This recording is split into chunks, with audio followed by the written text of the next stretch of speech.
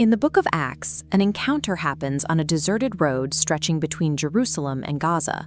A chariot carrying a foreign official slides to a halt in the wilderness, interrupted by a man named Philip. For centuries, biblical scholarship has treated this brief meeting as a simple historical mile marker. The standard reading labels the traveler as the first Gentile convert to Christianity, viewing the story as a straightforward expansion of the early church. But forcing this traveler into a rigid Jew or Gentile binary flattens a deeply complex figure. It erases the intersecting realities of a person who defied nearly every social category of the ancient Mediterranean.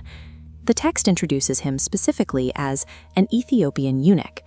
This is a deliberately ambiguous character, constructed by the author of Acts to destabilize Greco-Roman boundaries of race, class, gender, and religion. Ignoring these ambiguities for the sake of a simpler story risks missing the specific way this narrative is constructed. Understanding who this person actually was requires us to look at the points where ancient gender, race, and power collide. To understand this character, we have to map out an intersectional matrix. We will evaluate his identity across 5 axes: religion, class, race, gender, and sexuality. We start with gender. The text identifies him using the Greek word eunuchos. In Hebrew, the term is saris, and in Akkadian, saresi. Across these ancient languages, the terminology presents an immediate problem. Historically, these linguistic terms bifurcated into 2 distinct contradictory definitions. A saris, or eunuchos, could denote a physically castrated male, or it could simply mean a high-ranking, intact court official. Reading him as a castrated male places him outside the boundaries of the Greco-Roman one-sex model. This prevailing biological theory viewed male and female bodies as similar, differentiated only by the presence of vital heat that pushed reproductive organs outward. Eunuchs shattered this biological model, along with the Roman masculine ideal of virtus, which prized physical dominance and control. Because they straddled biological boundaries, eunuchs were frequently categorized socially as a third gender, or semiviri, half-men. This physical ambiguity created a paradox on the sexuality axis. Early Christian writers idealized eunuchs for their presumed chastity and sterility, yet Roman societal discourse often hypersexualized them, treating them either as voracious partners or as safe, non-reproductive objects of desire. Both physically and linguistically, the ancient eunuch existed in a state of unresolvable physiological liminality, failing to fit into any established male or female category. Moving to the class axis, the text specifies that this eunuch was the treasurer for the Kandake, the queen of the Ethiopians. He managed her entire treasury, holding immense systemic power and wealth. Yet, in antiquity, court eunuchs were almost exclusively drawn from the enslaved class. Castration was frequently a condition of their servitude, marking their bodies property. Scholars describe this specific social condition as cultural marronage, the status of an elite slave. He possessed tremendous administrative authority, yet he lived in systemic dependency, his very body altered to serve a ruler. This chart illustrates the paradox.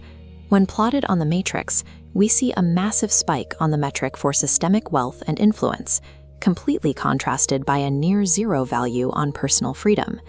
This dual status blurred the lines of a social hierarchy that functioned on the absolute distinction between master and slave. His class status renders him an anomaly. He sits simultaneously at the pinnacle of imperial power and at the very bottom of the social hierarchy. On the race axis, we contextualize his geographical origin.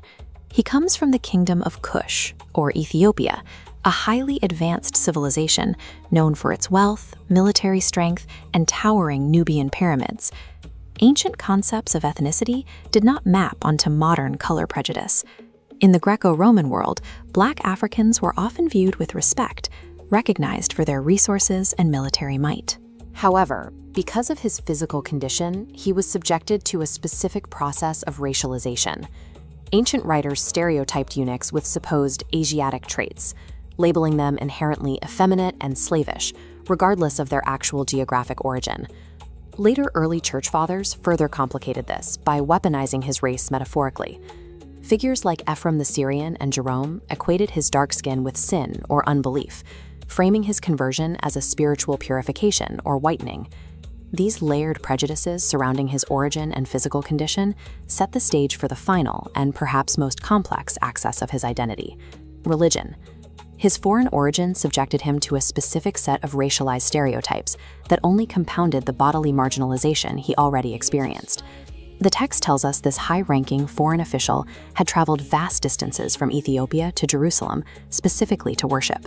He is depicted reading from the scroll of the prophet Isaiah. The wealth and dedication required to own Hebrew scripture demonstrates profound religious commitment. But this devotion collides directly with strict religious gatekeeping. Deuteronomy 23:1 explicitly barred castrated males from entering the assembly of the Lord. This creates an unresolvable theological question for historians. Is he a Jew, a Gentile, or a proselyte? The text refuses to answer. When we plot this final, unresolvable religious ambiguity onto the matrix, the data points connect to form a highly irregular, jagged polygon, visualizing the full complexity of his identity. His physical reality permanently excluded him from full participation in the traditional religious assembly. Because of this, his intense study of the Isaiah scroll was a highly subversive act of seeking a place where none existed. Processing this extreme, multi-axis marginalization requires modern critical theory. Thinkers like Kimberlé Crenshaw established intersectionality to show that evaluating multiple axes of identity is the only way to avoid flattening a subject's lived experience. In academic study, queering is used as a formal methodological approach. It is the process of examining and deliberately disrupting normative societal structures to expose how categories like male and female, or free and slave, are constructed. We can apply this methodology directly to our completed intersectional matrix. The matrix proves that the Ethiopian eunuch exists entirely outside the normative center of both Roman and Jewish society. He defies every conventional binary measurement. The author of Acts preserves these specific contradictions, positioning the traveler as a figure who cannot be reduced to a single social category.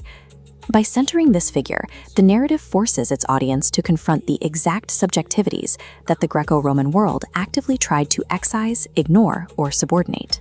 Queering the text reveals that early Christian narratives were deeply capable of challenging the strictest societal taboos of their time.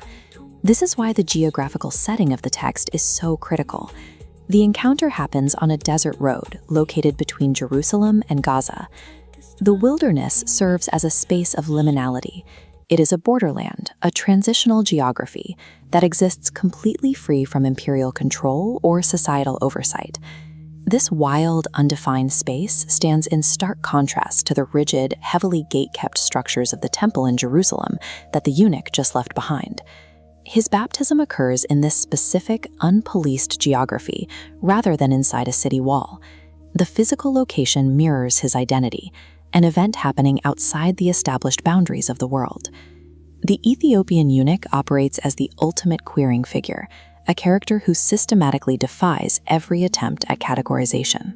The narrative suggests that this emerging movement sought out those stationed at the furthest edges of the social map. The story of the Ethiopian eunuch provides a template for a community that functioned across the established borders of the first-century world.